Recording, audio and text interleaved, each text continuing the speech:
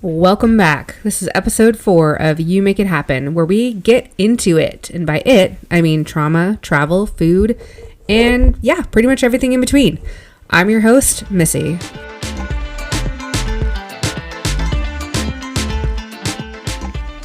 On today's episode, we're going to be talking about how to find a good enough therapist. I'm going to explain what that means later. How to feel and process your emotions and how that relates to the stress of traveling. And I'm going to give you a review of my favorite drink place. I also have a couple of excellent reading recommendations.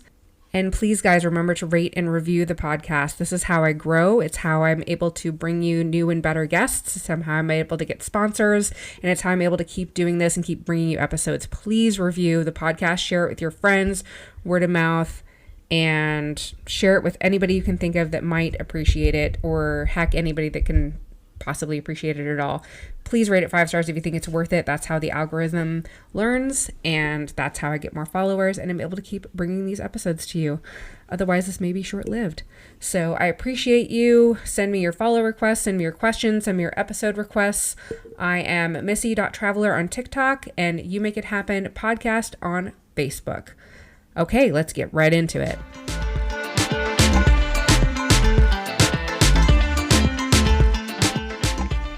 So like I said, the main topic today is going to be how to find a good enough therapist. But before we hit that, I promised you guys an elaboration of DBT skills: acknowledge, allow, and understand. And I'm going to get into that right now.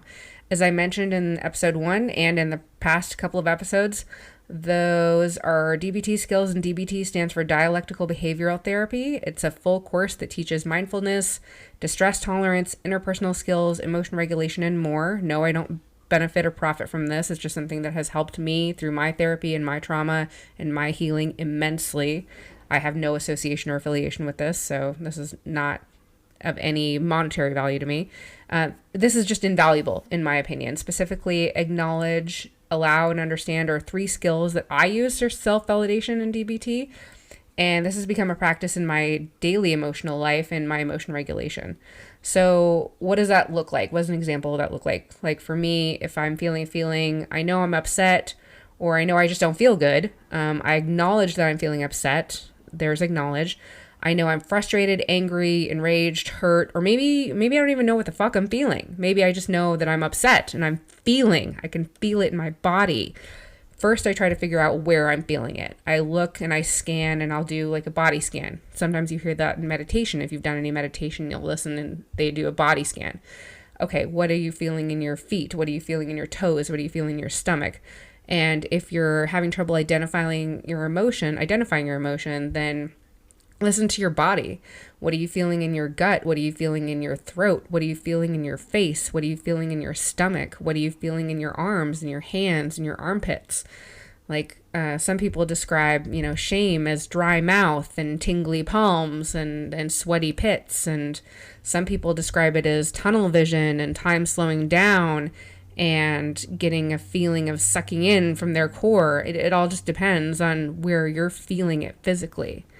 So when I don't know what emotion I'm necessarily feeling, like able to label it, then I feel it in my body and I point it out there first. So then I allow myself to feel those feelings, physically feel the feelings, sensations in my body. And there's usually a multitude of them. Labeling helps me, but when I can't label it because I'm too overwhelmed, either I can't label it in my body or I can't label the actual emotion, I just pinpoint for as much as I possibly can where it's going on in my body. I get curious and pay attention to where I'm holding tension, what feels heavier than usual, what feels physically painful, what feels tight, is anything tingly, hot, numb, tense, because we feel our feelings in our bodies before we even know what they are in our minds. They're called feelings for a reason. We feel them in our bodies. It's just a matter of noticing where in the body we're feeling those and what it feels like. So as soon as I'm able to identify where in my body that feeling is and what the feeling is, it's usually a variety. For me, it usually always reduces or dissipates or sometimes entirely fades with the acknowledgement of the existence of that feeling. Like sometimes I'll go over it with my therapist and she'll be like, where are you feeling that? What are you feeling physically right now? When I'm talking about, I was feeling shame or feeling guilt or feeling rejection, or I was feeling abandoned or unloved. Where are you feeling that? Oh, I'm feeling some tightness in my throat, or oh, I'm feeling a heaviness in my chest. And then if I focus on that and let myself feel it, it'll dissipate or just go away entirely. And yeah, as soon as I acknowledge its existence, it usually stops being angry with me and stops causing pain, or just stops causing problems in general. So one of the things that's also helpful for me is checking with my inner child, like seeing what is she feeling, whether it's my 2-year-old or 6-year-old or 8-year-old or whatever. And I'm going to get into that a little bit more in this episode, but I have learned as a technique to check in with her and see, well, what is she feeling? And if she can't tell me what she's feeling, maybe she still can't say or verbalize, what's her body language? What does she look like she's feeling? How is she acting? That usually tells me what I'm feeling, even when I can't identify that. So I'm just going to say for now, that's an important part of my emotion regulation, discerning what I'm feeling when I'm in the rumbling process is what Brene Brown calls it. It's also the getting curious, like in figuring out what I'm experiencing. I'm going to get into it a little further in this episode, but for now, this is a perfect segue though into the first reading recommendation. I know it's so early in this episode. I'm treating you guys. I didn't forget about you. I recently read and reread the book No Bad Parts by Richard Schwartz. Dick Schwartz, apparently, is his nickname. So as I mentioned in a previous episode, he is like the father, I guess, of the IFS, Internal Family Systems, which is the concept of parts work. Like how we're all made up of a variety of parts, not just your inner child, but your inner teenager or your inner 30-year-old, if you're above 30, you know what I'm saying. And he has a study in that book that I think is particularly poignant and really illustrates just how effective parts work is and how real this shit really is, and just how well this works. So he did a study at a women's hospital in Boston with 60 rheumatoid arthritis patients split into 2 groups of 30. The first group got 6 months of IFS therapy, and the other group got educational control. So after 6 months, the IFS group showed vast improvements as measured by blinded physicians, and they were much improved comparatively to the education group. Months afterwards, so not immediately after, but months after, some people in the IFS group even went into complete remission. And we're talking about a physical illness, rheumatoid arthritis. This is not, something that's like, I don't know. This is a physical illness. This is easy to identify chronic pain and symptoms, right? So later in this episode, I'm going to give you guys another recommendation for those further along in their healing journey. But this IFS book, this No Bad Parts, is for everybody, anywhere in their journey, but definitely even if you're in the early stages, especially if you're in the early stages, the parts work is excellent. So with that, this is another good segue into how to find a good enough therapist. And where the fuck am I getting the term good enough? And I'm using air quotes here that y'all can't see. So several of these suggestions for how to find a good enough therapist come from Pete Walker's book, Complex PTSD. And there's your second recommendation for this episode. This is a book I generally recommend for anybody interested in doing the work on themselves and doing their healing or trauma work, but particularly someone excited to start their work or someone who has started down the path of self-improvement and someone who's passionate about healing their core wounds. So how do we find a good therapist? He gets the term, or he coins the term good enough. I don't know. Maybe he got that term somewhere else.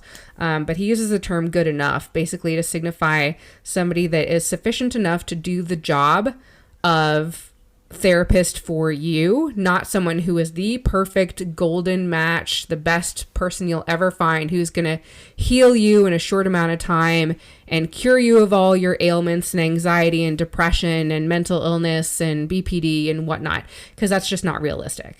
So he's saying that if you're looking for improving your mental health, that an attainable goal is finding a good enough therapist. You don't need the perfect fit. You need somebody that's good enough for you. And a lot of his suggestions, I think, rather like strongly suggested criteria for finding a therapist are incredibly invaluable. So most of these come from him, but I'll differentiate the ones that are all mine. So one thing he recommends that I can't endorse enough is interview your potential therapists and treat it as a job interview. You are interviewing them because that's what it is. They're going to be your therapist, maybe, and you need to know if they're the right fit. They're going to be helping you, and it applies to your life in so many different ways. So you need to interview them in so many different ways. Any decent therapist is going to be happy to answer your questions about their suitability to meet your needs. And so if they respond to your questions like shaming you or putting you down or even being critical or even in your perception of being critical, that's not okay. So if they're not welcoming you with an honest and forthright answer, next, fucking keep looking. Move along. Bye-bye. Have a nice day. Not a good fit. Maybe that's a good fit for somebody else. Not a good fit for you. So another criteria, have a trial appointment. Even if your insurance has to pay or you have to pay for this, maybe ask for a discount or proration, have a trial appointment if you're on a budget, like most of us. If your insurance doesn't pay for it, or ask for like an intro session or a get to know you, maybe a 20-minute, ask for a phone consult, ask for whatever you can that's for free if you're on a budget, like most of us are. I have to pay out of pocket for therapy, so that's very limited for me. So I totally understand if it's, not always budgetary concerns making that, limitations. You know what I'm trying to say. Anyway. So yeah, do a trial run. See if you can. See if you do a little phone consult. Something so you can, get the ball rolling. Obviously, it's going to take a few sessions to get to know this person and decide if they're a good fit or not. I think I had like 8 different therapists I went through in 2020 before I settled on the therapist that I still see now. That I was also seeing at the time, but I was trying to find a multitude of therapists, like backup and trauma therapists, and I was going through a lot at that time. That was when that trauma happened that I mentioned in episode 1, and I was dealing with PTSD over it, and there was just a whole fuck ton of things that I was dealing with that was just a lot, and I needed more than one therapist, limited availability for the support.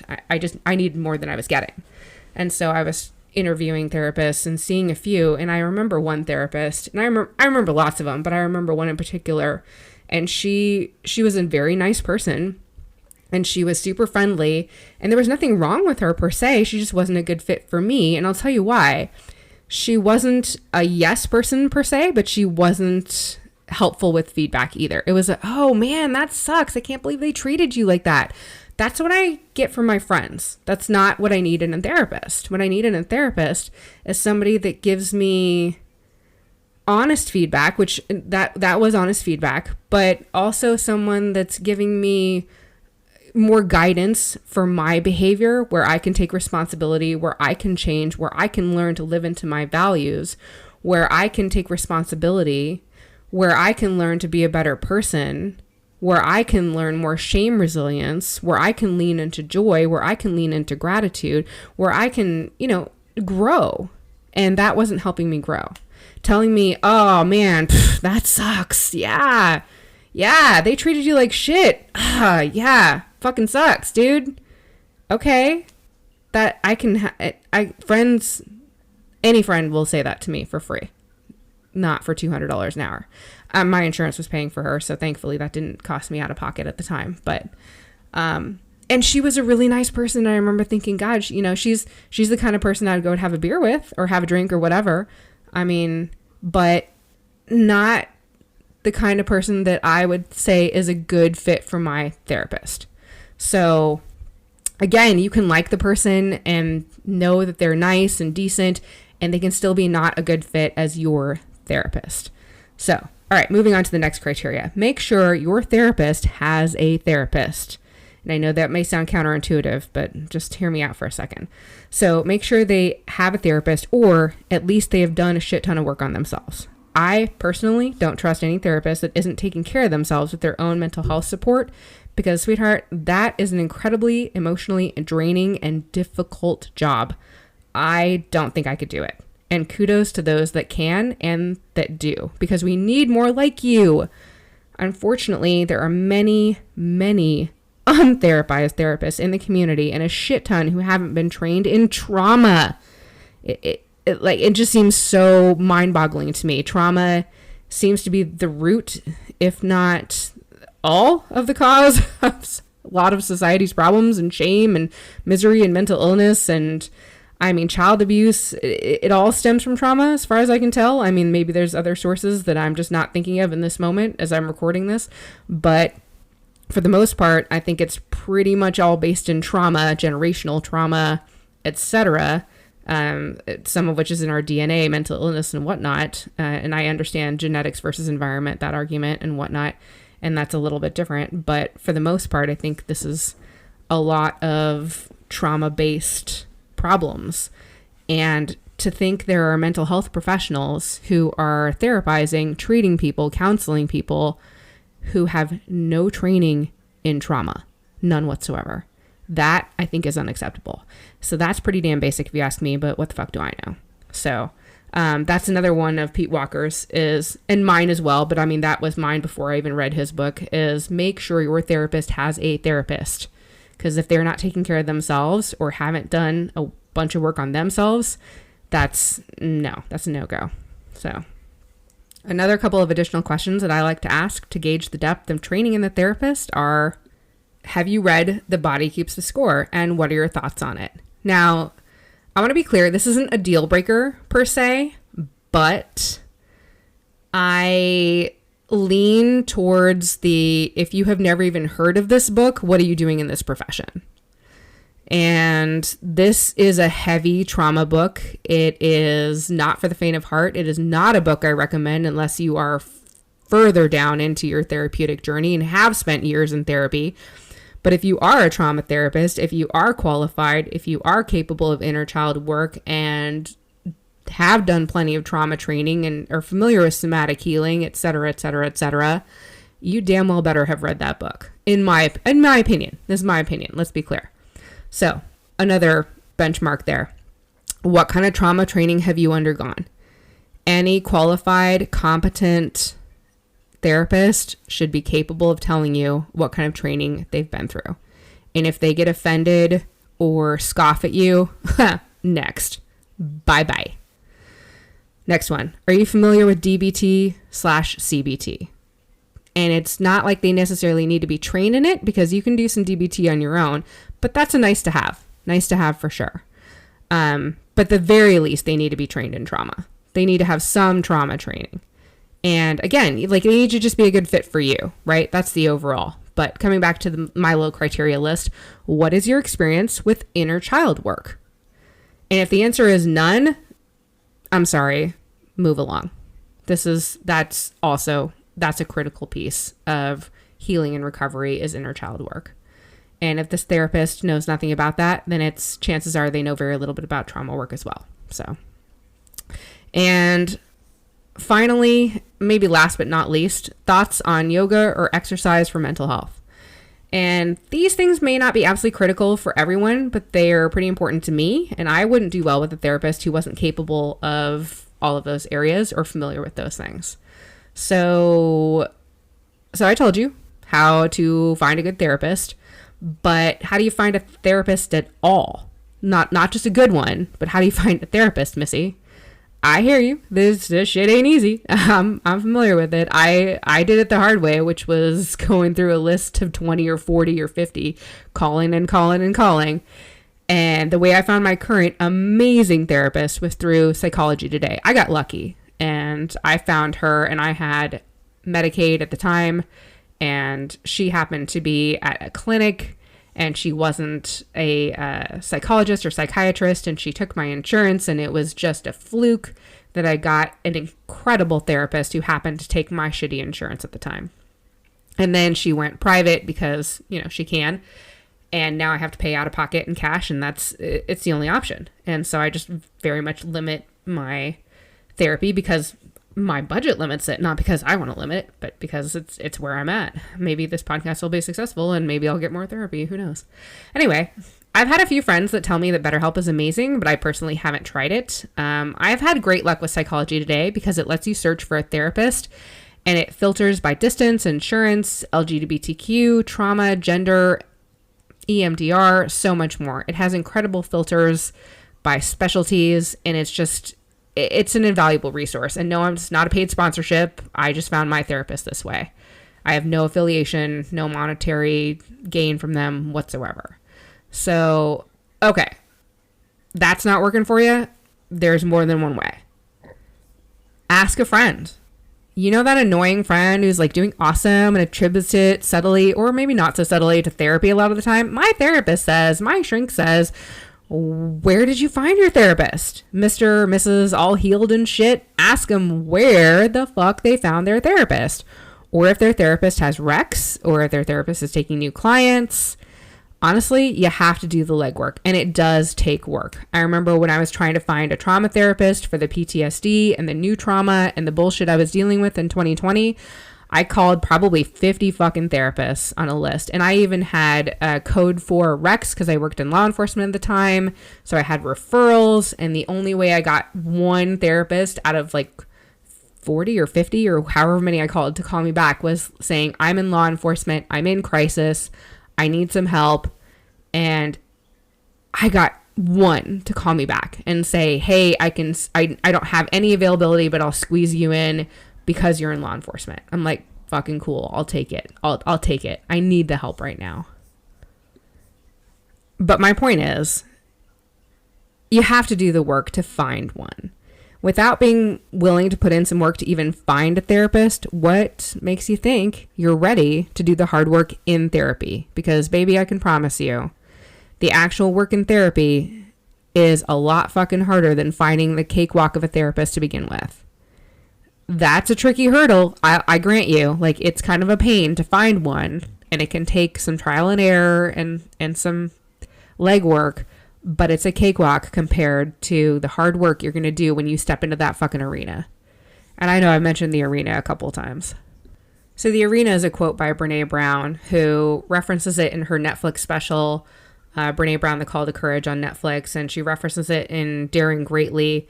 It's a Theodore Roosevelt quote saying the man in the arena deserves the credit because even though his face is marred by dust and sweat and blood, he's the one getting his ass kicked in the arena. Basically, when you're showing up for life, that's not verbatim in case you couldn't tell. Basically, when you're showing up for life, when you're being authentic, when you're being vulnerable and being seen and willing to be yourself, you're going to get your ass kicked. Like you're going to get hurt. If you're willing to be loved, you're going to be hurt. And showing up for life and stepping into that arena is hard, and it is well worth it every single day and every day that you do it, and every person that you allow to love you or hurt you, it's so worth it. And there's more and more people, it seems like, that are not willing to do it, not willing to get hurt, and not willing to step into that arena. So kudos to everybody listening, because even just listening to this is brave. It's vulnerable. And this shit isn't easy. So I'm proud of you, in case nobody said that to you today or this week or fuck in your life. I hope somebody said it to you in your life. But in case nobody said it to you today, I am proud of you. So ADHD Squirrel, back on track. Alternatives to therapy. Even though I hate the fact that we need an alternative, we do. It's realistic. This is real life. We need an alternative. So I know it's about finding a good therapist, but like I've acknowledged a few times in past episodes, I know that's not accessible to everybody. And I know that's why I keep those reading recs coming. And yes, you can do more than just read, but, and that's a big but, I've found it to be second best to talk therapy. It's like finding therapy yourself for a hell of a lot cheaper, not necessarily easier, because with the right books and the right materials, you will still be doing a lot of work on yourself. And that's the goal. That's what we want. Don't like to read? Get an audiobook. Don't like books in any form? Okay, grow the fuck up and find a way. You got to be willing to do some work in the form of self-growth and learning, and that's damn hard, if not impossible, without reading for self-improvement. And in addition to finding a way to read these amazing books, you can also go over the DBT website, watch some DBT videos on YouTube, watch meditation videos on YouTube.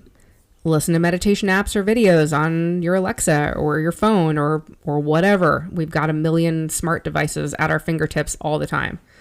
Do some yoga videos on YouTube. Go to a yoga class. Do you have a short attention span? I hear that. Right here with you. Watch reels online about mental health, but be careful with social media. Just here's a little caveat. Ultimately, it drains your mental energy. Follow me, follow Brene Brown, follow Sabrina Zohar if her shit resonates. She's a dating coach who has gone from anxious to earn secure attachment as well. Love her podcast. Follow mental health inspirational pages. If you can't get the fuck off social media anyway, follow some healthy shit, okay? Attend a hot yoga class. I know I said yoga class, just, more specific. That shit'll make you sweat. I mean, literally. I'm not saying that figuratively. Attend an art class, or if your budget doesn't allow this, paint or journal outside somewhere. Try art therapy. Look that up online. There's a million different ways to do art therapy. Call a friend that you can be vulnerable and open with. Call someone on your support team. And by support team, I mean your Square Squad. You can Google that as well, or I'll explain it in another episode. I'm starting to run out of time today because I can fucking talk forever. As you well know, you're getting to know me. Go for a walk outside in nature. It's one of my favorite ways. You don't need to power walk. You don't need to, drive from point A to point B. And by drive, I mean be purposeful about where you're going, not physically drive a car. You can just go for a casual stroll. Pay attention to the trees. Be mindful on your walk. Look around. See what direction the wind is blowing. See how the sun is shining through the leaves on that particular tree. Spend some time paying attention to your animals if you have any. Or go pet a friend's cat or dog if you're not allergic. I'm allergic and I still have a cat and dog. Practice mindfulness, which is, just paying attention, being in the moment, looking, mindful eating. Like if you're eating some pretzels, stop watching TV. Taste that pretzel. How salty is it? Is it sweet a little bit? Is it crunchy? How crunchy is it? Is it soft? Is it hard? Just pay close attention. Notice the sensations on your tongue. Notice what it feels like in your mouth. Do a YouTube workout video. Try some CrossFit YouTube weights if you need ideas. Journal your thoughts. Write a letter to someone you're upset with. Keep it, burn it. The point is to get your thoughts out and feelings out, not necessarily to send the letter. So write a letter to your children if you have any, or for when they're older, or future children if you want to have kids. Write a letter to a friend, whoever. Try a wellness meditation retreat if you can afford it. And if you can super afford it, you can feel free to send me to one because I would love to try that shit. Set one goal for yourself each day, just one, even if it's super easy, for example, and then physically check it off a written list, or at least strike through the text on a digital list. But psychology says strike it off a written list or write it down, pen to paper. That's how we get it processed better. So this is particularly helpful for ADHD brains like mine. Dopamine reward when accomplishing a task. Dopamine is the reward chemical. So, inner child healing. Moving along a little bit right now. We're going to go over my thoughts and why I think this is so important. And the first line that I have for y'all really kind of sums up why I think this is so valuable. Overt maltreatment is not necessary to cause trauma and psychological changes in the brain of a child.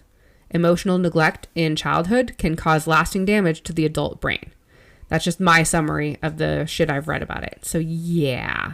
Definitely read Pete Walker's book, Complex PTSD. It's not the only one. He's not the only one who illustrates this, but it's a great place to start. So I have had a few questions. What the fuck is inner child healing? And it's connecting with your little self, the younger you, whatever age you picture when you picture yourself as a child. Sometimes it's an age of trauma occurred, or you're now being the parent to the little you never had. Reparenting yourself is in essence the concept here. So how it helped me is a longer story for another episode, but I'll get into it later in another episode. Reparenting my little child helped me rewire my brain and quelled a lot of my personal insecurities.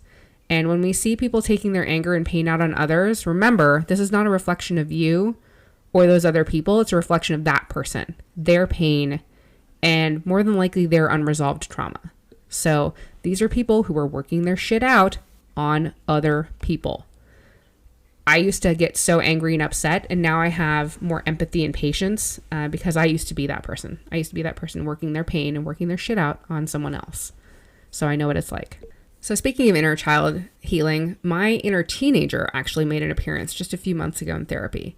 She is fat as fuck. She's angry as fuck at life and at the world.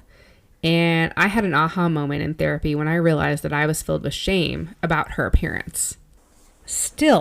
That is still filled with shame about her appearance, despite my extensive work on my own body positivity.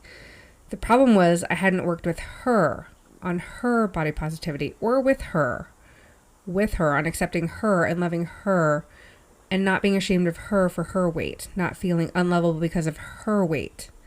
Because even though I accept me and my body, and I am so comfortable and so proud of my body and so happy at my size and my shape, I realized I was still ashamed of my teenage self because she was well over 330 pounds. She did not feel lovable because of her weight. And then when I realized that I was feeling that way, I felt shame for being ashamed of my teenage self's weight and of my body image issues. Shame about feeling shame. Yeah, different layers of shame, much more complex than even 35-year-old Missy would have ever been capable of emotionally handling. I look back at her and I have all kinds of compassion and empathy now for her, but she was really doing the best she could at the time with the information she knew, but she is not who I am today. So Brene has a story repeated in a couple of her published works about doing the best you can, and phew, if you haven't read it or watched it, go do that right now. Pause this and go watch that if you aren't driving and can do it. Seriously, I'll wait. Do do do do do do do do do do do do do. Okay, I waited. All right. Did I tell you or did I tell you? Yeah. So I used to be that cynical Brene Brown too, the one with the facts and the data and the certainty that people were not doing the best that they could. They were absolutely not. And yeah, now I'm pretty confident that most of the time people are, because I am one of them. And I was one of them. I was always trying my best most of the time to be the best version of me. I just didn't know how, and no one said, oh, do XYZ and you won't be a miserable asshole. Or just read XYZ, ABC, and you won't have so many body image issues. I wish someone had been there to tell me this shit, considering where I was in life. But considering where I was, I'm not sure I would have even fucking listened to it anyway. So, you know, we're all doing the best that we can for the most part with where we're at in life. And again, I was super cynical in that moment. And yeah, look up the Brene Brown story of doing the best she could and taking her Excel spreadsheets into her therapist Diana's office. And she came in and was like, I've got 8 months. It took 8 years. Anyway, good story. It's probably on YouTube. If not, it's definitely in her written works. So how I do inner child healing now, I practice it with my therapist, but I've also gotten to the point where I sometimes practice it alone. More often than not, when I need or find myself wanting external validation. And if I'm wanting that, I need to acknowledge my feelings are valid, allow myself to feel those feelings, and understand why those are coming up for me. I need to practice, acknowledge, allow, and understand. I've done it so many times at this point, it's finally become habit. So when I feel unlovable after experiencing rejection, as I often do as a knee-jerk reaction, because that is a childhood core wound of mine, I first self-soothe. And then I go through the steps of acknowledge, allow, understand, and then I check in with my inner child, see what her body language is. Is she saying anything? Am I able to label what I'm feeling? Self-validate, you know. And then after I've gone through that, if she needs anything, I check in with her. You know, what's the expression on her face? What's her body language? What does she need? What does she want? Or what does my teenage self need? What does she want? More often than not, the child version of me needs reassurance that I won't abandon her again. She wants to feel lovable, even though she doesn't know how to ask for that. She wants love and affection, to be seen, heard, and understood, which is what we all want a lot of the time, if not most of the time or all of the time, which was coincidentally is what, I mean, most healthy adults want in any relationship: to be seen, heard, and understood, to be accepted for who we are, to be valued by other people. Like, these are core human needs, and we're able to do that for ourselves.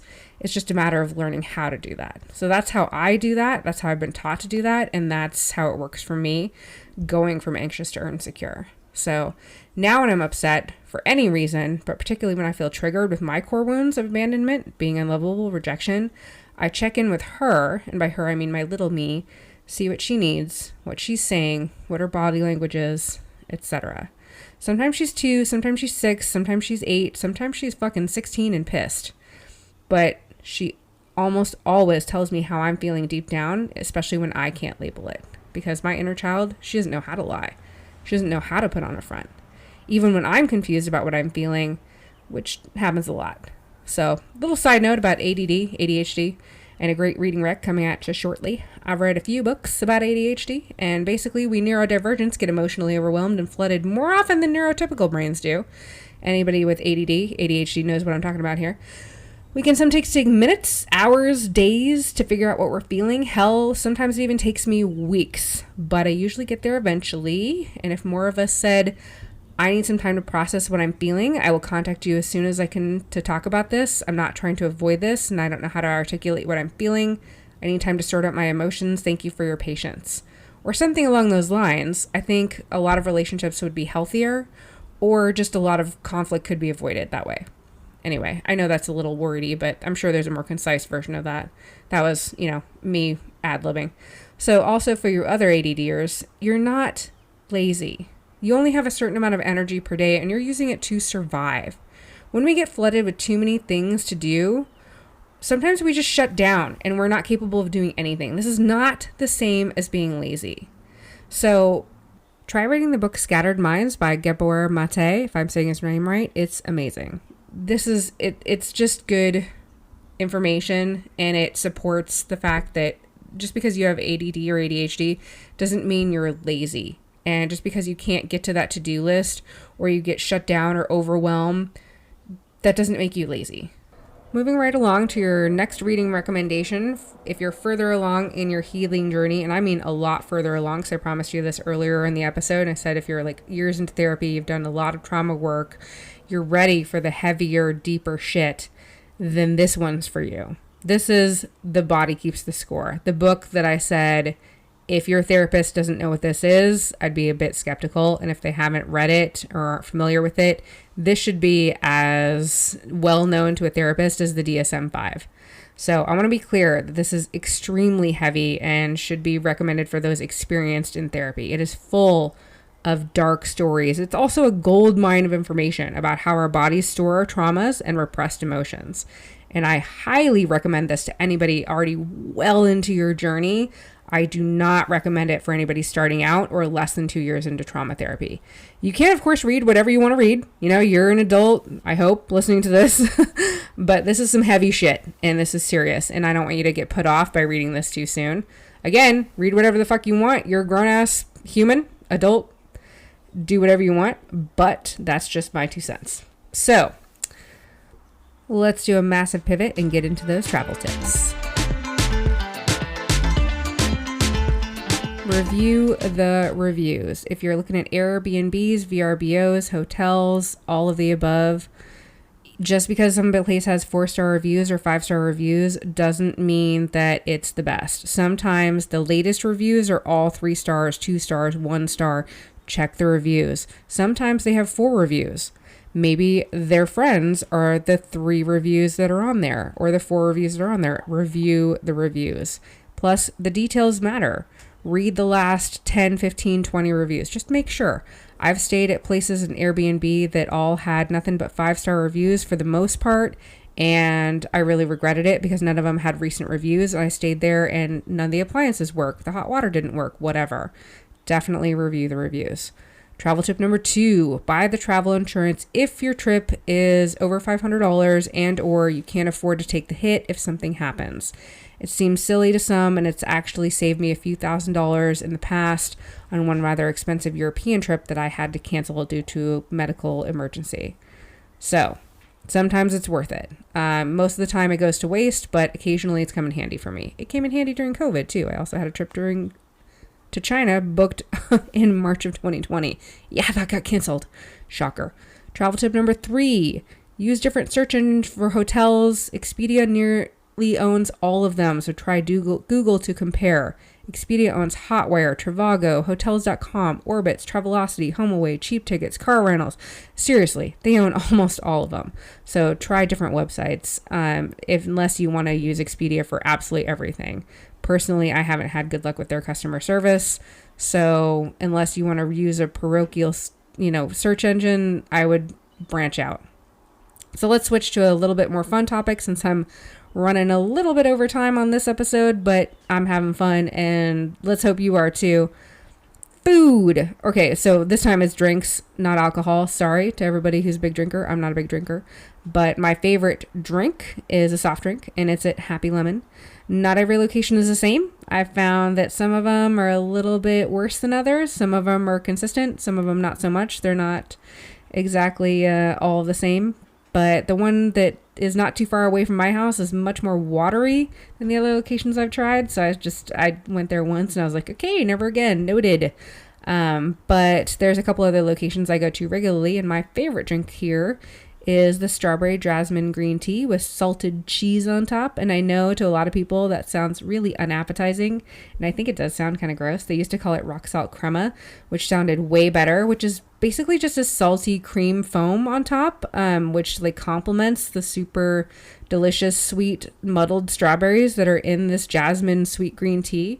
But I don't know why they decided to name it salted cheese. That just sounds like some sort of infection.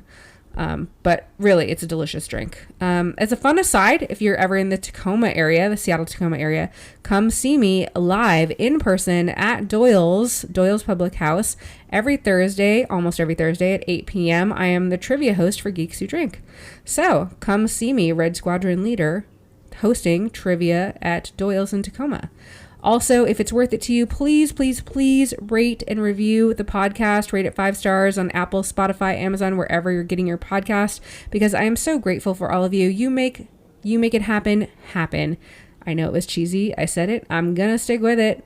I will keep saying it. I know it's ridiculous. And always don't forget, work your shit out, not on other people. And we'll see you next episode. Thank you for listening.